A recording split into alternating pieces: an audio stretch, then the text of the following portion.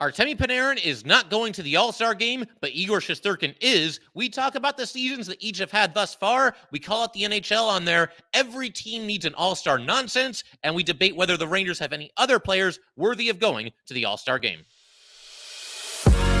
You're Locked on the New York Rangers, your daily podcast on the New York Rangers. Part of the Locked On Podcast Network, your team every day.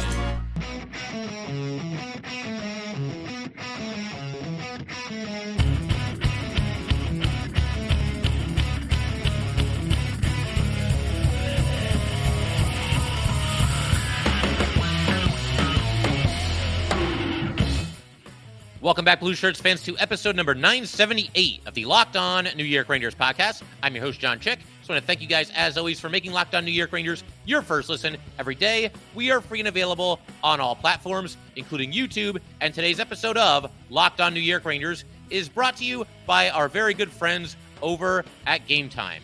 Download the Game Time app, create an account, and use code LOCKEDON for $20 off of your first purchase. And we are, of course, part of the Locked On Podcast Network, your team every day. So I figured today would be a good day to go ahead and talk about some of the debates around the All-Star game, both as far as the Rangers are concerned, and also I'm also going to take kind of a broader look at it and just kind of discuss whether or not that I think it's necessary for every team to have an All-Star. Spoiler alert, I do not think that that's necessary at all, but we'll get into that in greater detail in a little bit here. I think the biggest news and the thing that really got Ranger fans talking when the NHL first announced the 32 All-Stars that are thus far members of the All-Star game for this upcoming season, or this upcoming round of the All-Star game, of course. The thing that got everybody talking was that Artemi Panarin was not there. Now, every team needs one representative. That's how they do it. We could debate that. We are going to debate that in just a little bit here. But the representative for the Rangers was Igor Shesterkin and not Artemi Panarin. And a lot of people were not too happy about this. But then, of course, just about a day later, Artemi Panarin posted a video on social media. And I'll actually go ahead and just read the entire thing, everything that he said here, because it was fairly short. But this is what he had to say. Hi, Rangers fans. Sadly, I can't go to the All-Star game this year. My wife and I are expecting our second baby, and I can't wait for this moment. Thank you for the love and support. Please vote for my teammates. So first and foremost, big congratulations to the Panarin family. That's awesome. I'm not really sure. Had he announced this before just this past weekend, or is this how we all found out together? I mean, knowing Panarin, classic Breadman fashion, this would be exactly how he announces it to everybody. But to be completely honest, I'm not really sure. Maybe he did announce this a while back, and I just had not heard about it. But either way, once again, big congratulations to the Panarin family. Obviously, we hope that everything goes well there, and hopefully baby shows up right during the All-Star break. I think that would be just about perfect for everybody involved. Also, very selfless move by Panarin, telling everybody to vote for his teammates instead.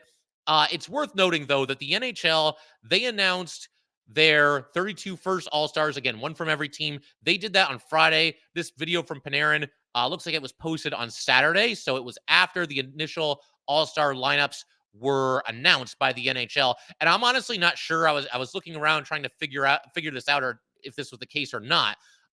Did Panarin already inform the NHL decision makers that, hey, listen, my wife's pregnant. She's due right around then. I'm not going to the All-Star game, so it's better if you just pick somebody else from the Rangers. I'm not sure if he did that, or, I mean, if he did do that, then okay. Obviously, he gave them some notice, and they allowed him to kind of remove himself from consideration. If this was not the case, though, obviously the decision makers really messed up, because in no world should Artemi Panarin not be an All-Star right now. But obviously, listen, if he's missing it for the birth of his child, that's a good reason to do it. I just hope that the NHL, because we've seen them do this in the past with other players, when they miss the All-Star game and it doesn't have anything to do with injury, they will suspend them for one game. If they do that to Artemi Panarin because he is missing what is, let's be honest here, it's an exciting game. It's a cool moment. It's great to see all these players recognized. I think the NHL mostly does a good job with the All-Star, weekend, the skills competition, the All-Star game, other things going on in whatever city is hosting this year's Toronto. I think they do a great job. But if they suspend Artemi Panarin for missing what is, again, let's be honest, a meaningless exhibition because he wants to be with his wife for the birth of his second child, then something is really, really wrong there. I don't think they'll do that. But I've been wrong about the NHL before. I put nothing past these people, so we'll obviously keep our eye on that as well. And for the record, him missing a game for the Rangers, that would be annoying, obviously. But to me, the much bigger thing here is the human element. Just let the man be with his family as he welcomes his second child. Hopefully, the NHL is, has enough of a pulse, enough of a temperature around 98.6 to understand the situation and go ahead and just let Panarin be with his family. But with all that out of the way, Panarin is having an MVP type season right now. And this is why I would have liked to have seen him get the All-Star nod, even if everybody knew, even if Panarin knew he wasn't going to go, even if all the NHL decision makers, if they knew he wasn't going to go, I still think he should have been chosen as the Ranger representative in this initial round. Again, one team, one player per all 32 teams. I think he should have gotten that recognition. And then you say, okay, Panarin's not going. Who steps in for the Rangers? And then you could go with Igor Shesterkin. And honestly, I probably care about this. A lot of you probably care about this more than Panarin himself cares about it. I mean, Panarin has gotten a lot of individual accolades since he's been in the league. He was an all-star last year, also in 2020, both while he was with the Rangers, of course.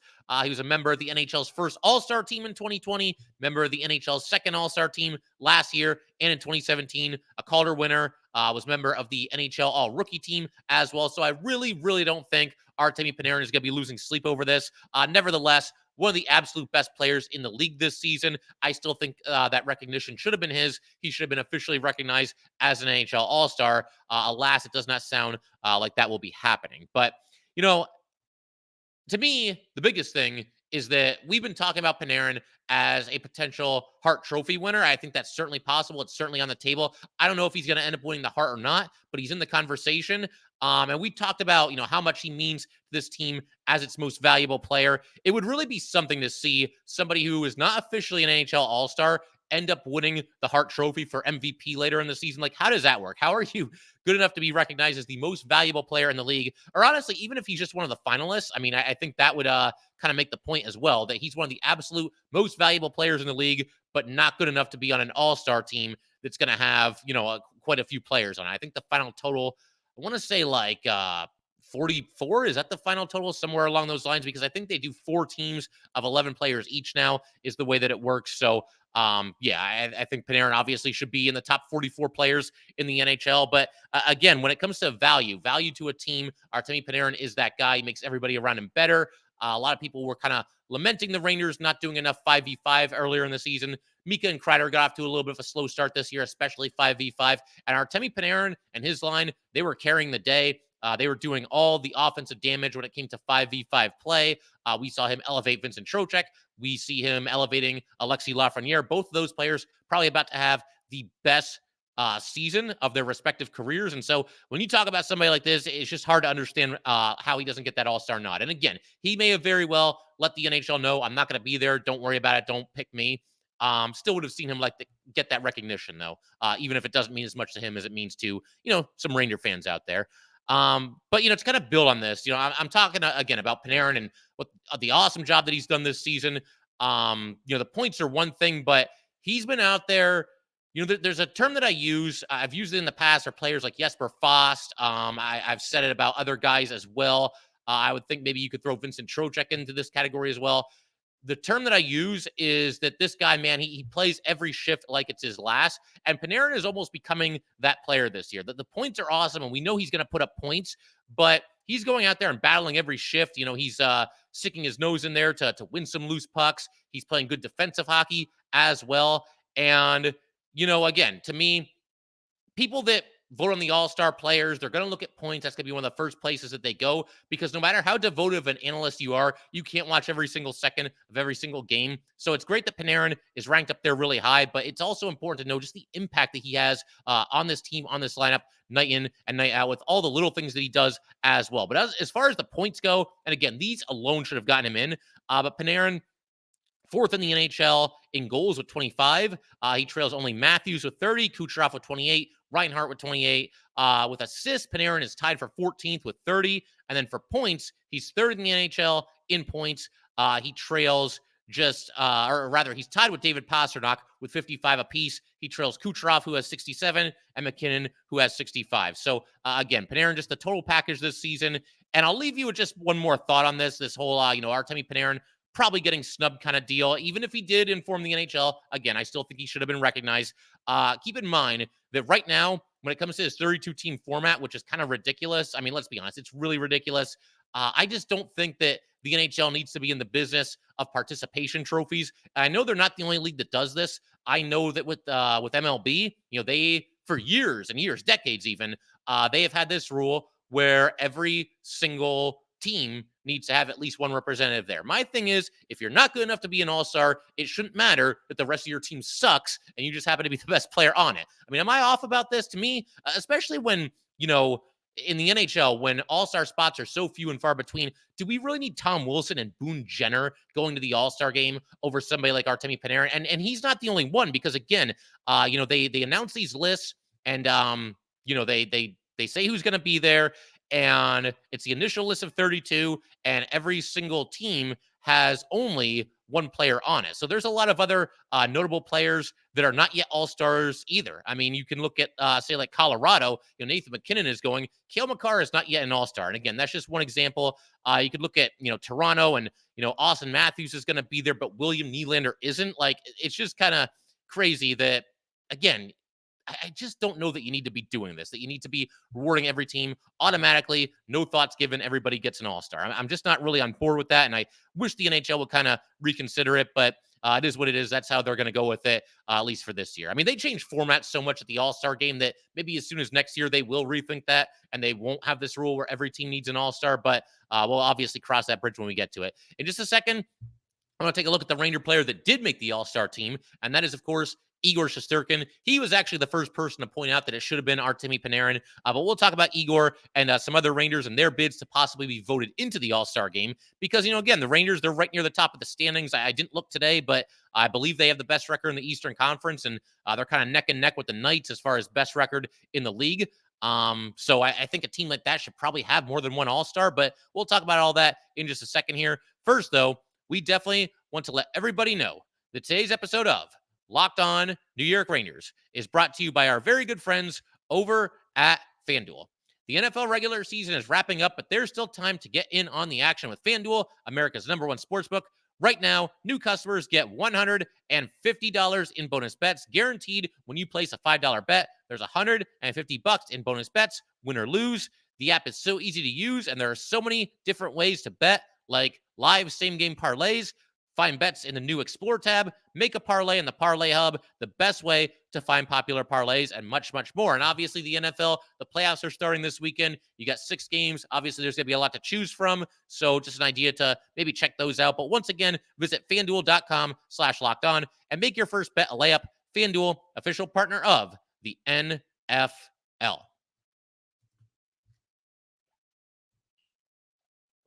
All right, we're going to go ahead and keep everything rolling here. First, though, do want to let everybody know that Locked On has launched the first ever national 24/7 sports streaming channel on YouTube. Locked On Sports Today is here for you 24/7, covering the top sports stories of the day with the local experts of Locked On, plus our national shows covering every league. Go to Locked On Sports Today on YouTube and subscribe to the first ever national sports 24/7 streaming channel. All right, so let's go ahead and keep everything rolling here. Big shout out to the everydayers, though, and for the people that are nice enough to tune in every day. Can't thank you guys enough for that. Definitely come back for our next episode. Rangers going to be in action a little bit later tonight, Monday night, playing host to the Vancouver Canucks, a true heavyweight matchup here. Obviously both teams off to fantastic starts this season. The Canucks 25-11-1, the Rangers 26-10-2. So again, a true heavyweight matchup, out of conference matchup, but a heavyweight matchup nevertheless. Let's turn our attention now, though, to Igor Shesterkin and also talk a little bit about whether other Rangers might deserve to be there. So again, with Panarin not going, it means, by law, basically, that another Ranger has to be chosen in his place, and they go with Igor Shesterkin. And just for some context here, again, 32 players taken, 28 skaters so far, 4 goalies so far. Igor is one of the 4 goalies. The other 3 goalies, Connor Hellebuck, Jake Ottinger, and former Ranger Cam Talbot. He will be making his second appearance. While we're on the subject, the only other former Ranger that I saw on this list was Frank Vatrano. He makes it for the Anaheim Ducks, so congrats to him. I know a lot of Ranger fans are keeping their fingers crossed and hoping and praying for a Frank Vatrano reunion, perhaps at the trade deadline this season. It's something that's a possibility. We're going to talk about that more in a future episode for sure. Definitely want to kind of ramp up the trade talk soon, because we're down to less than 2 months now before the NHL trade deadline. And Vatrano is somebody that I'm sure the Rangers will at least take a look at, do their due diligence. He does have an extra year on his contract after this one, but still worth a look. Regardless, again, keeping the attention here on Igor Shesterkin. You might have noticed there when I read the names of the 4 goalies, he is the only goalie from the Eastern Conference. The way that they're doing the All-Star game this year, and I mentioned a minute ago, they change formats every year. The way they're doing it this year, it doesn't really matter that he's the only goalie from the Eastern Conference. And I'll elaborate on that a little bit more in today's episode when we break down just the entire weekend and the way everything's going to work this time around. But as far as Igor being deserving or not, like, was he the right person to step in place of Artemi Panarin? You could certainly make that case. But when you compare Igor Shesterkin to other goalies who have appeared in at least 15 games this year, 15 or more, Igor is 16th in goals against average with a 275, and in save percentage, he's also 16th with a 908 save percentage. These are not bad numbers. Obviously, they're really hurt by a bad stretch that Igor went through, and Igor went through that stretch when he came back from an injury. But that's kind of the point here, is that Igor missed a decent amount of the first half of the season with an injury, and then he went through a little bit of a rough stretch as well. This is not even close to Igor Shesterkin's best start to a season. The funny thing is, 2 years ago, when Igor had that just completely otherworldly season that he had, I'm like 90% sure without looking it up that he did not make the All-Star team that year, even though he ended up being a Hart Trophy finalist, ended up winning the Vezina in a landslide. So just kind of bizarre the way that it can shake out sometimes. And again, Igor, not bad numbers, not having what you would call a bad season. But we're going with Igor Shesterkin in a year where this might be one of the weaker first halves of the season that he's had. And while we're on the subject of that, it's just kind of weird to me. I mean, there's not really anything you can do about it, and other than just moving the All-Star game. But with hockey, baseball, and basketball, they have the All-Star games right in the middle of the season. And so you're not really recognizing All-Stars. You're just recognizing guys that are getting off to good starts. I mean, think about it. The NHL season is not even halfway over yet, and we're already determining the All-Stars. And the funny thing is, I think, by the end of the season, Igor's numbers will look a lot more, All-Star game worthy than they probably do right now. And again, he's not having a bad season at all, but you look at it, and obviously he's winning games because the Rangers just keep winning, but 275 goals against and then a save percentage of 908. Do I look at those numbers and say, yeah, All-Star, got to be there? I don't. I got to just be honest about it. But this is what Igor had to say when he found out he made the All-Star team, and I thought this was kind of funny. He said, "It's a great honor, but Brett deserves it more." He's not wrong, but the thing is, Brett deserves it more than just about anybody.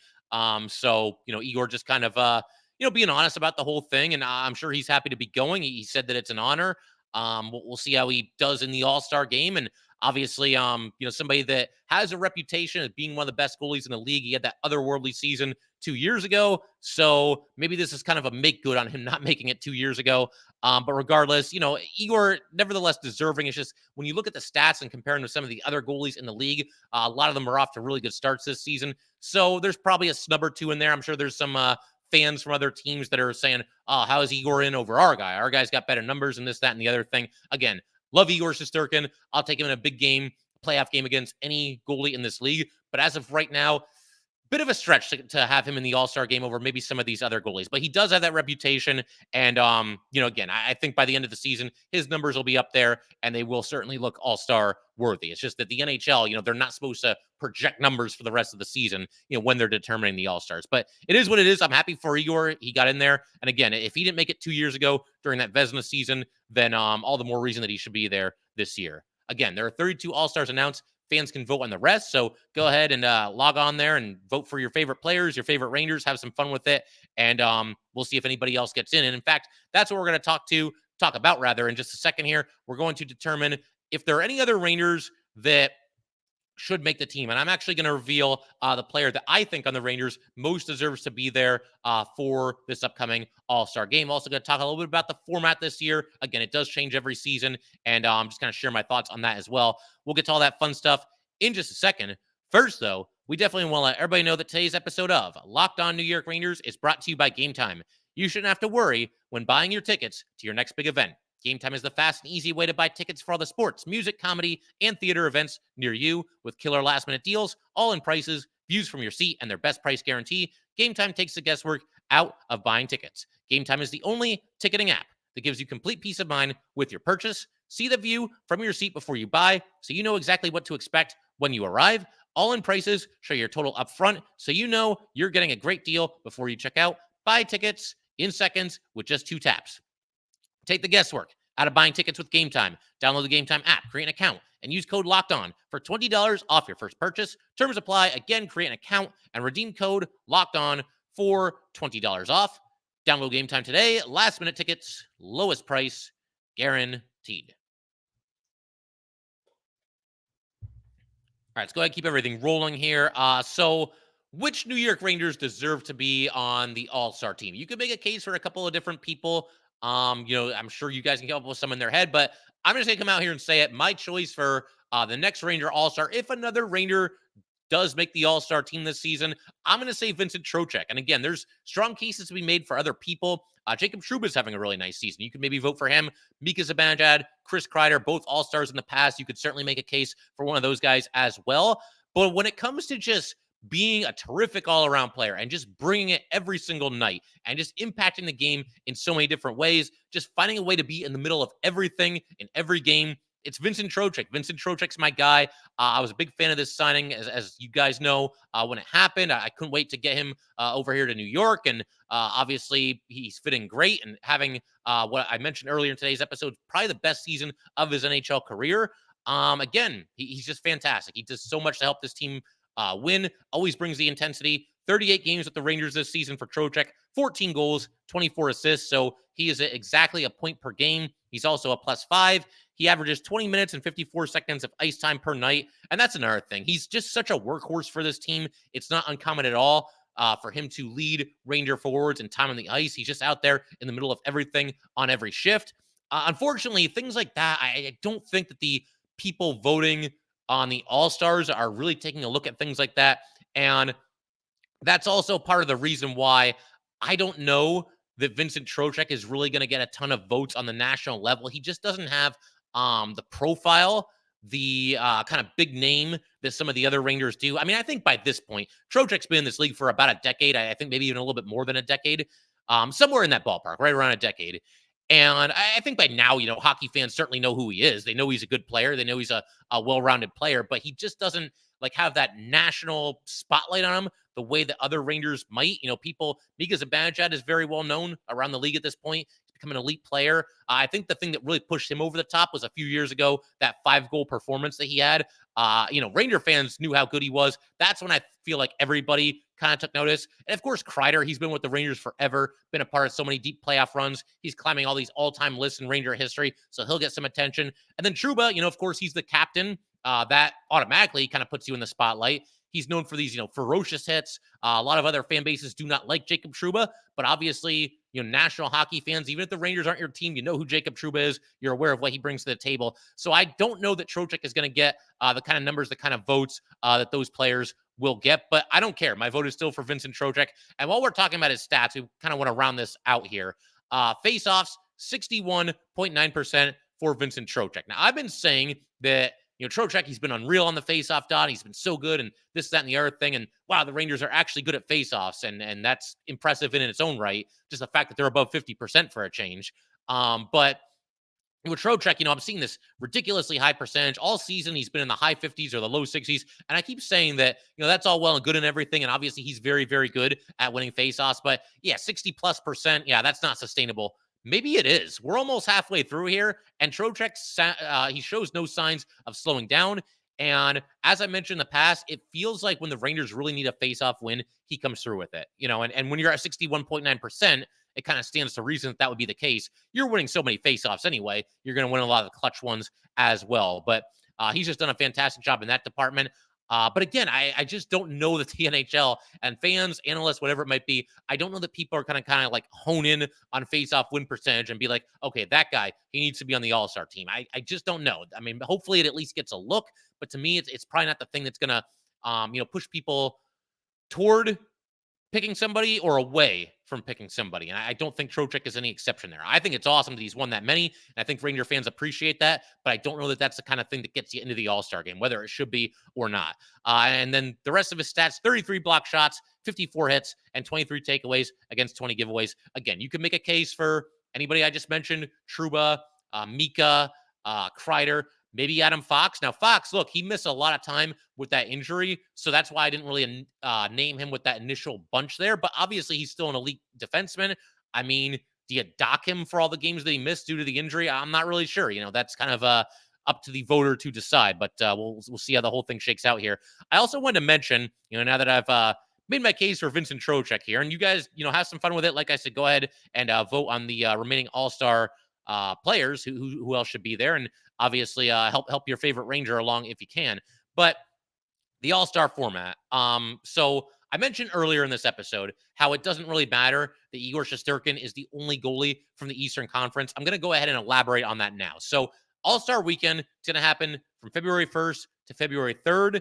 There's going to be a kind of a new look this year. There's going to be a player draft that will be happening on what's being called NHL All-Star Thursday. So you're going to have, I guess, 4 captains, it sounds like, one for each team, and each captain will be paired with a celebrity. No word on who the celebrities are going to be, but each captain will be paired with a celebrity, and together they will draft their teams. So you will have 4 teams of 11 players each. Each team will have 9 skaters, 2 goalies for the All-Star game. So again, players are not going to be representing their conference or their division. That's why it doesn't matter that Igor is the only one from the Eastern Conference. I'm fine with this. I mean, it's dumb, mindless fun. I mean, having a celebrity in there, some hockey purists might kind of scoff and say, oh, what do they know? What do they deserve to be in there for? Look, you're trying to get more eyes on this product.